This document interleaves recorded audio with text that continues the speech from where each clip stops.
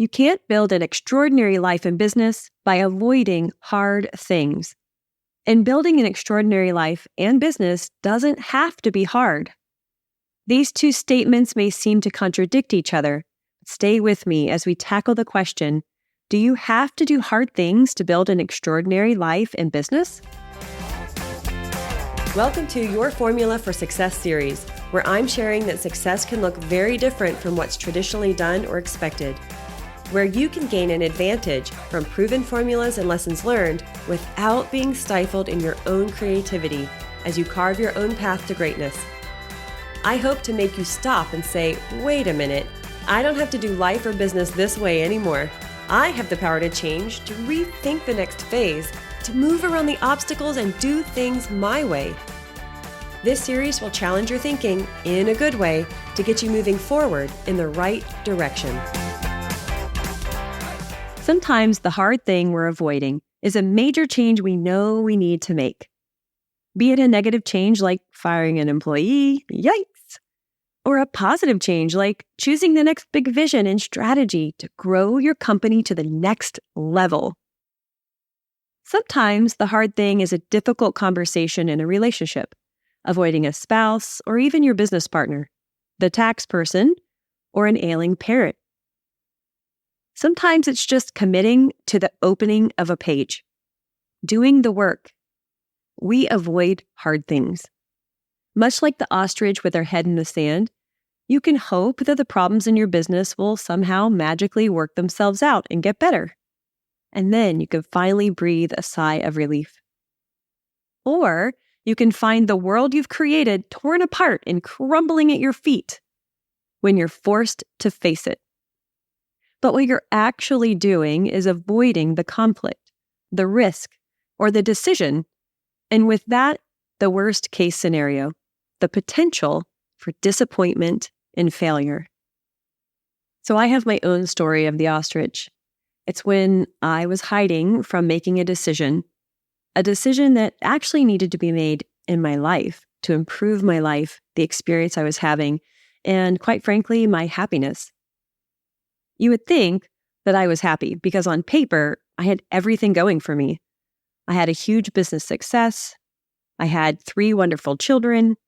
I had the house that I'd always dreamed of living in, a 2-story house. That was my big dream. We dream big around here. I digress.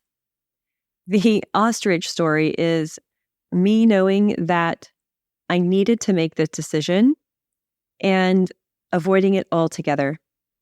I needed to make this huge change for pivoting my business and figuring out really what I could do in my business to make it work for my life. And I was afraid of that change because on the surface, it meant blowing up my business, completely getting out of it, escaping to sit my butt on the beach somewhere. I didn't think that's really what I wanted to do because I imagined about 2 weeks in, I'd get really bored of just sitting around on the beach. And I still had this ambition to continue to grow and to see what my potential was and to see what else was out there for me. And see, that's where the story gets kind of tricky because when you're a business owner and you have a well-established business, you also have employees. So not only is your mortgage at stake, but the mortgage of your employees is all at stake too. And who wants to start over from scratch and build all of this again? Especially if you're not sure if the thing you want to do will make you any money. And here you are in a business that already makes you money. So it doesn't make much sense to start all over again from scratch. And when you're afraid of making a decision, it really also means that you're afraid of looking at all the options. Or rather, you're incapable of looking at all the options because you're avoiding looking at the problem at all. Well, this was the wrong move to make because I wasn't left with a choice on what to do to pivot next. I had the rug pulled right out from under me, and my worst case scenario came true. My entire world crumbled at my feet. And that is no easy thing to come back from. So do you avoid the decision? Avoid making the choice that you think will be hard because you're looking at this mountain and the mountain seems insurmountable, especially if you're already so tired and exhausted and working yourself to the bone, because there's a lot to do when you're growing your business. How can you possibly take on more? That's a common theme around here. How can you possibly take on more? Or is it that you need to take a different approach, to think differently? When you look at the decision you want to make, all of a sudden, you can see the options. And if you can't, that's where you really get to get creative. You get to go inside and figure out, what is my motivation? And that could be the start of the major change you need to make. And the beauty of that is you can go proactively into the next phase in your business. That's where the power lies. The power lies in your ability to make a choice and to look at all the options. Number 2, you can't build an extraordinary life and business by avoiding hard things. What? You don't want extraordinary? Why? Is it because extraordinary seems too hard, too far-fetched, too much in the zone of dreamland and daydreamer? Well, so what? Why can't we be a daydreamer? Why can't I want extraordinary? Why can't you want extraordinary? Because it seems hard? Well, guess what? You're never going to get it if you don't even set it as an intention. If you don't set the goal, you're not going to take actions to try to create it. So of course, you're not going to be disappointed because you're not even trying to create it. Well, here might be a more tangible way to think about the word extraordinary. If you look at the word itself, it's really 2 words, extra, ordinary. And what does that mean? It means a little bit extra than ordinary. Well, all of a sudden, this word seems pretty doable. Can I have a little bit more extra than what I have now? Can I set out to have more than the ordinary average Joe? Heck yeah! I wanted a 2-story house. When I was a kid, that was my big dream, was how do I do the work to get into a 2-story house? Like, that was everything. I just wanted a little bit more than what I considered ordinary. And so can you, which can have a huge impact on your life, especially if you're settling for good enough. Because that good enough life isn't very fulfilling. And when you get to the end of that good enough life, if you're truly honest with yourself, are you happy? Did you do everything you wanted to do? Or did you settle? It's okay if I don't reach that dream. It's not a big deal. But maybe it is a big deal. Maybe it's everything. And if all we're doing is not setting the goal, not setting the expectation, not daring to lift our head up just a little to dream a bit bigger, are we doing it because we're avoiding hard things? Was it hard to create your first business? Was it hard to scale to 7 figures? You betcha. Heck yeah, that was hard. Especially when you look back on all the things you've done, you probably forgot. It's so worth writing the things down, going back. Pretend it's like a resume exercise.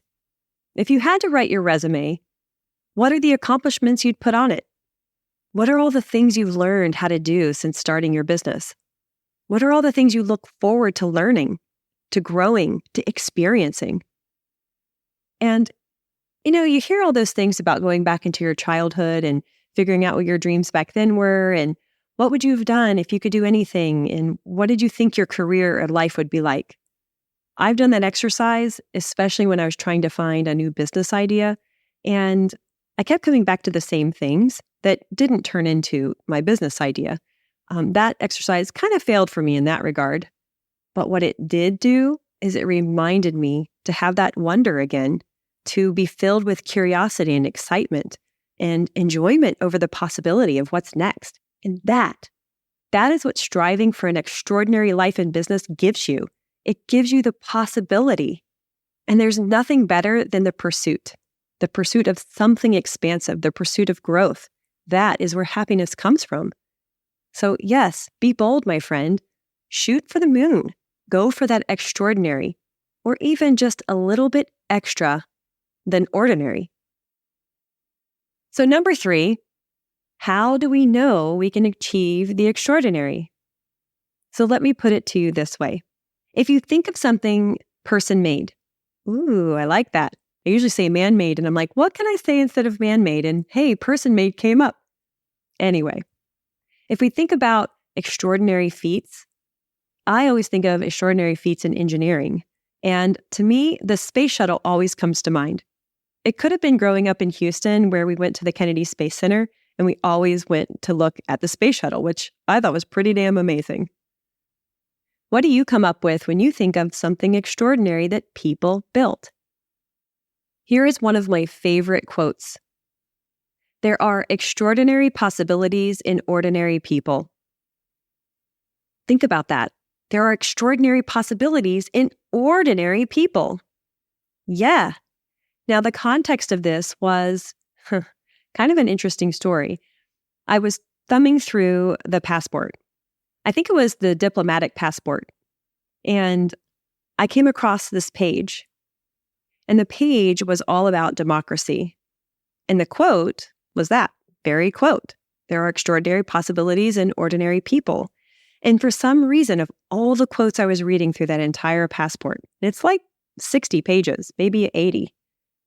This one is the one that struck me.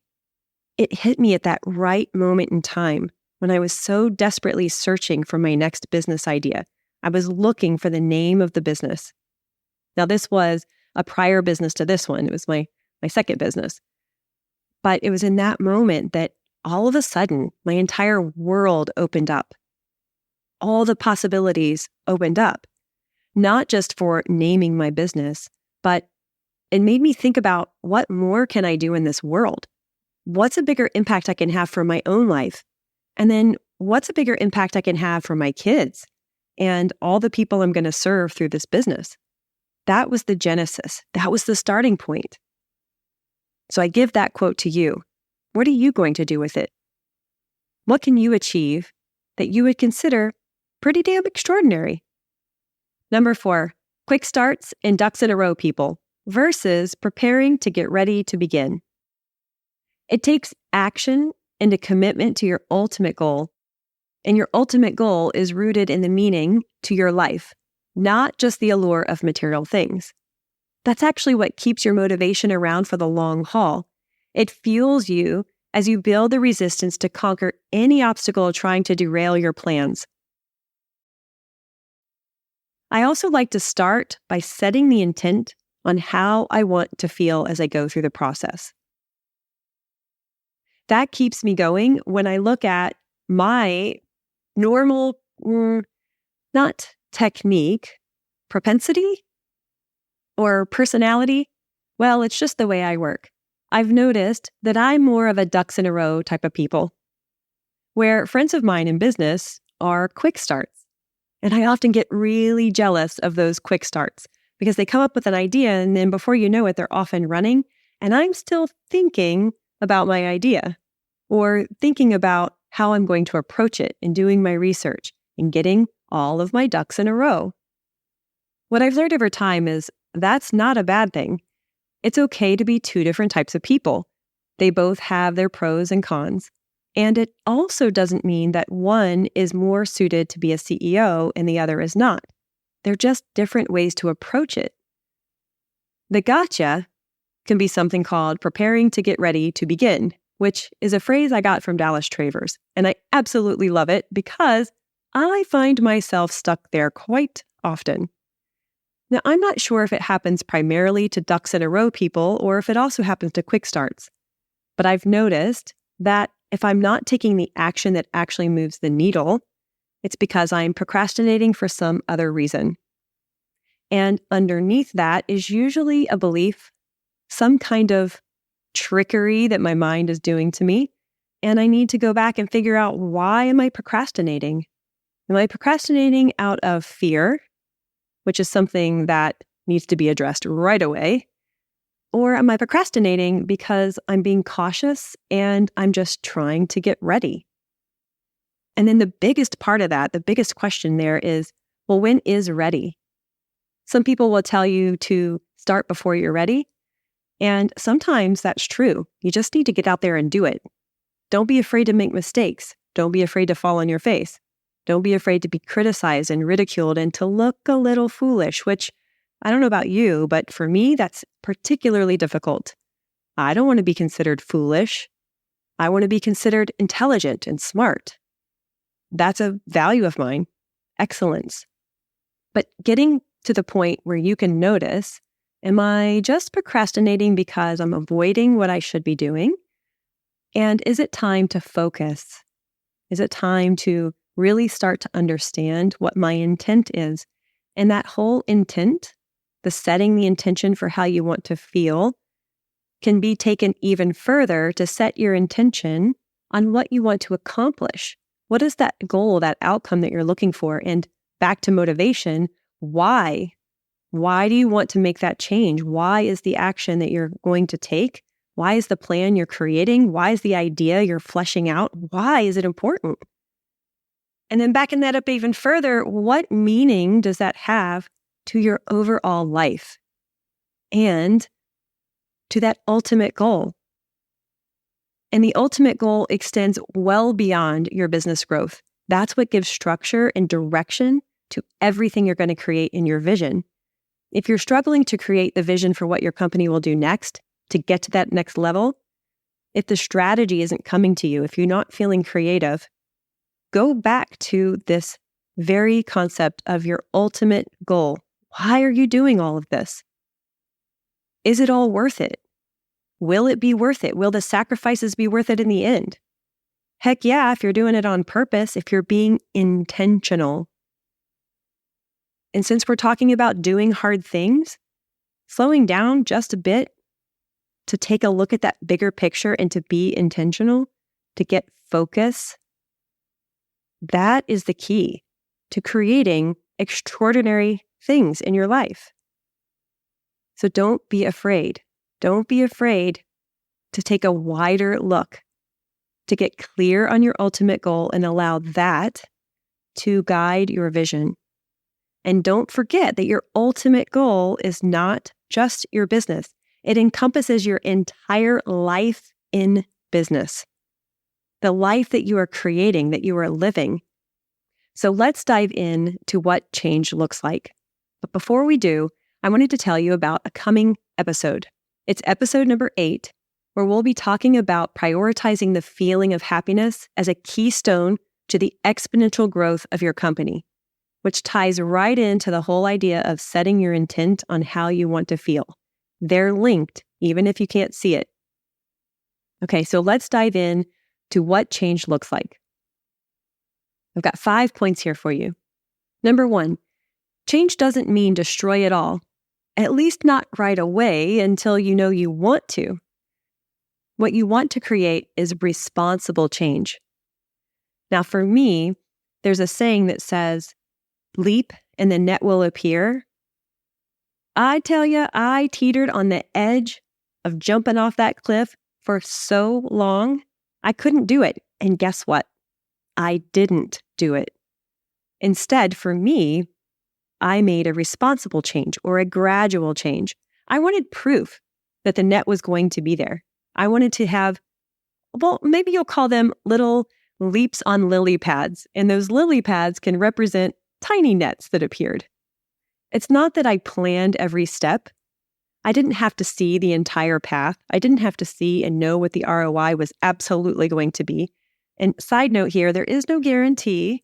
So no matter how much planning you do for your return on investment, you're not guaranteed of getting it. So why not take a little bit of a risk? And for me, the reason I didn't want to just leap and hope that net would be there isn't because I didn't think it wouldn't appear. And another side note, the whole idea of the net appearing really is about learning to trust yourself and learning to rely on your own deep wisdom and ability to be successful and taking a risk of something you haven't been successful in yet. So that is definitely a story worth exploring. For me, though, the whole idea of being responsible is because I'm the breadwinner. As the main breadwinner in my household, I didn't want to lose that 2-story house. And I certainly didn't want to take all 3 of my kids, live in a car, and eat ramen noodles. Now, the fear for me wasn't the eating the ramen noodles. It was trying to figure out, how was I going to bathe my kids? Where were they going to take a shower? Because if we are all living in a car, they're going to stink. All right, so on to number 2. Number 2 is change doesn't need ROI. Let's say you have 2 different options, option A, option B, and picture a crossroads. Picture a split in the path.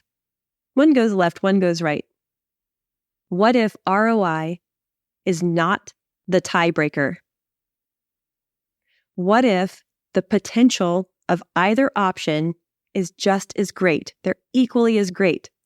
And both are better, both are a growth from where you are right now, which is what you're looking for if you want to take your business from 7-figure revenue to 8-figure revenue. You're looking for that growth. What do you do then? We come back to the meaning, the motivation, the ultimate goal, the direction. And this thing that, oh boy, did I want to ignore it. I wanted to ignore it with every ounce in my body, every bone in my body. Intuition. I don't know if it was just trained out of me or what, but I had so much insecurity about my own wisdom. I lacked that I had it. I'd always looked up to people who were older than me, smarter than me, had already done it, as the wise ones, to tell me, to validate me, to tell me I had a good idea, to tell me that I could do it, to give me permission to do so. But I ignored all of my own intuition, except one. My intuition not to leap and hope that net was there because, I was not going to live in my car. I was not going to lose everything. I was so fearful.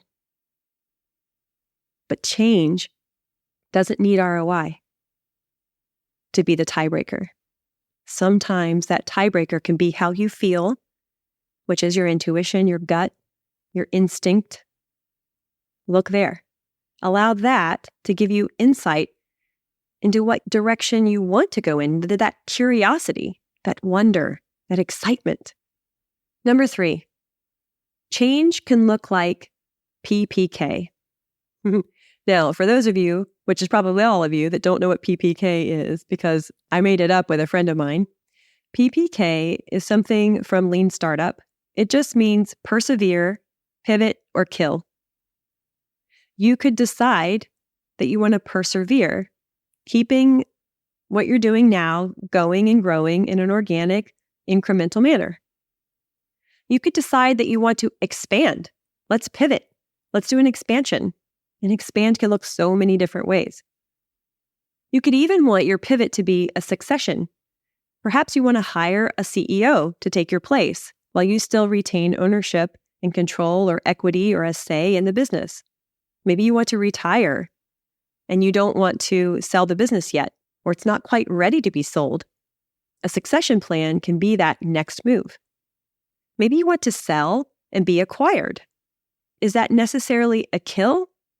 Maybe, but a kill is usually when you want to stop doing the business or stop doing the offer that you're doing because there is no next move, there is no pivot point. You have enough evidence that you just got to cut your losses and move into something else.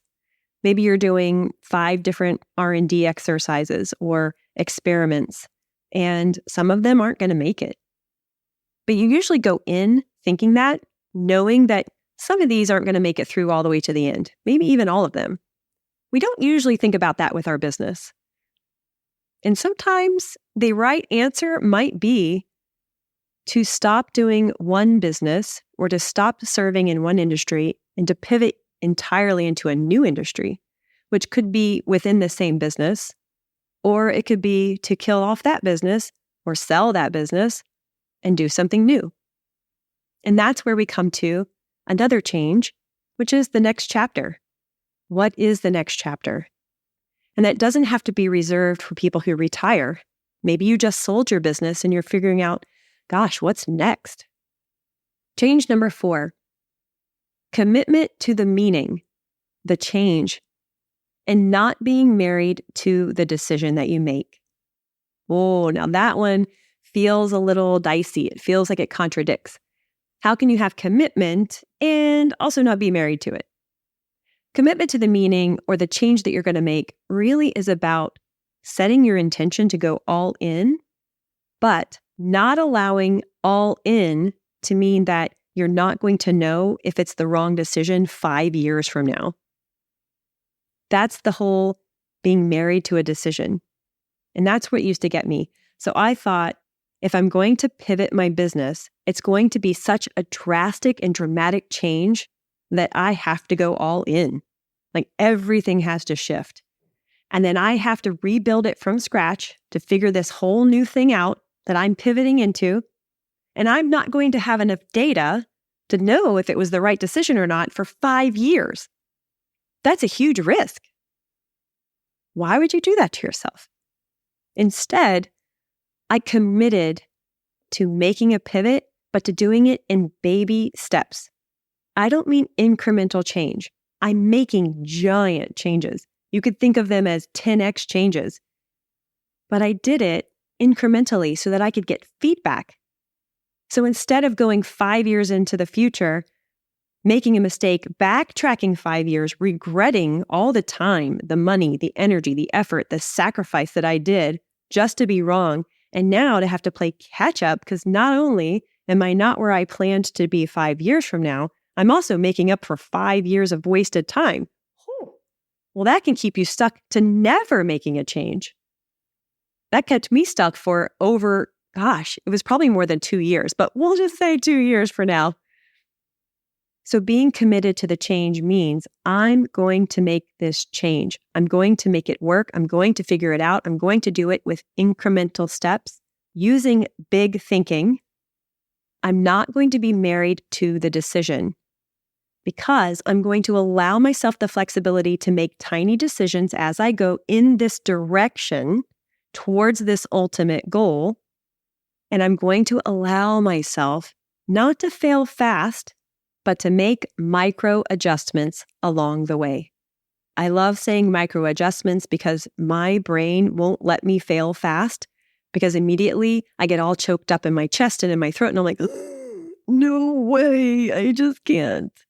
But when I think of micro adjustments, it allows me to play. It allows me to experiment. It allows me to gather feedback and to make wise, informed decisions.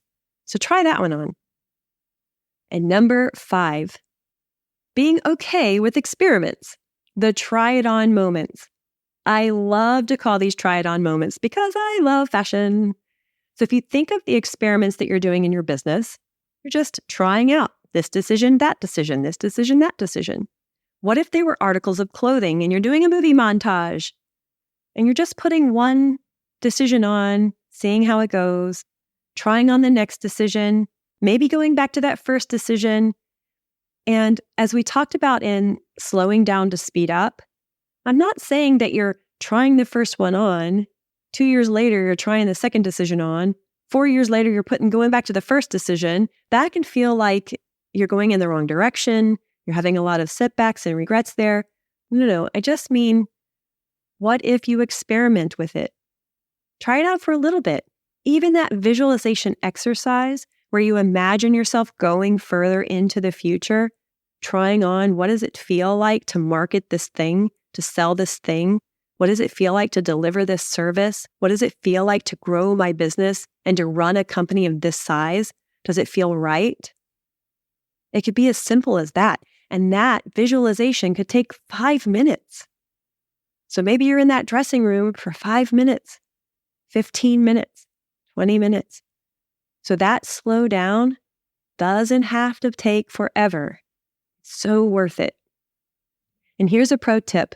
One tiny incremental step that had a huge impact for me was to just close my eyes and visualize myself walking through the days and the years of myself doing that work. And I'll tell you a story about that. I once had this idea of a product company. And I thought, what kind of product do I think is needed in my own life?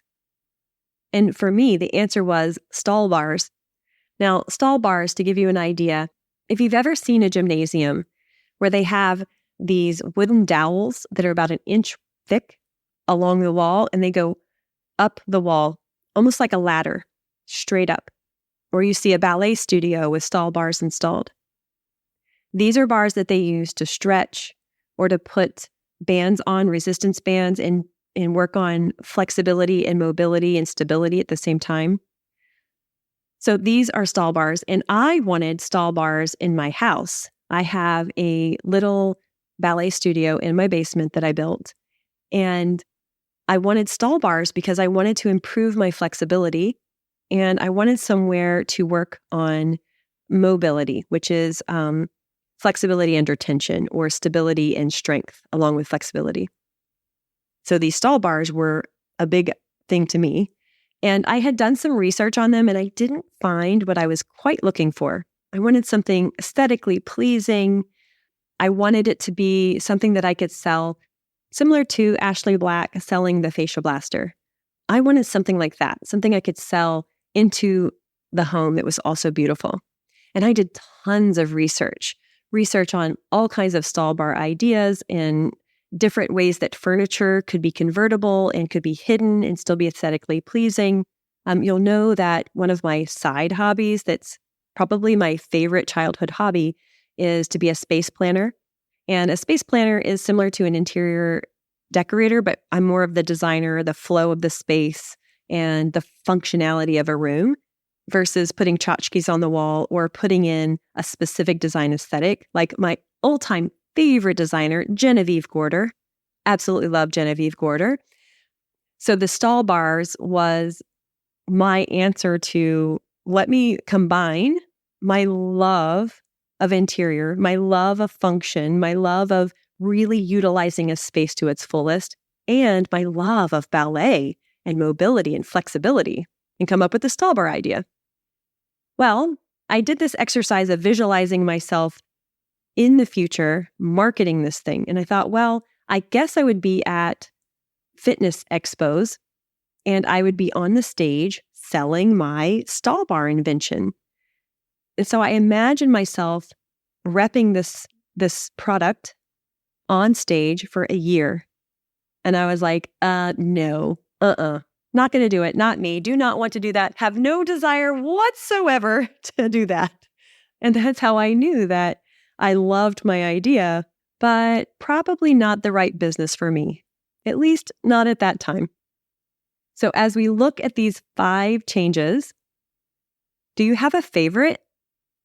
Can you imagine yourself in one of your options? If you thought of any options that you have for your future, any options to build that extraordinary life, something that would take your life from where it is today and move it a little bit closer to that dream zone, or heck, all the training wheels off, go full bore into dream zone.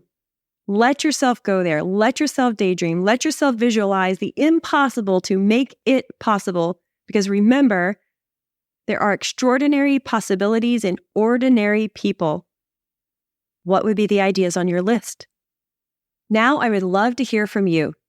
Take a few deep breaths, get settled into your chair, and close your eyes if it's safe to do so. Then answer this question to discover which path is right for you. Imagine you selected one potential next step, or the next change for your role, or a next business idea from the options that you've been considering. Just pick one. Picture what it's like to perform in this role, to hit the marketing campaign, and to tell people about your new product or service, expansion, or pivot. Continue to visualize this happening over the next year. Can you see yourself doing this a year from now? And notice how that feels. Are you excited by the prospect? Or not so much? If you feel called to, please share your answers in a comment below if you're on my YouTube channel at Tori Boats, or if you're listening to this as a podcast, send me a DM or come on over to toriboats.com and connect with me there. Your words could be the spark of inspiration someone else is searching for.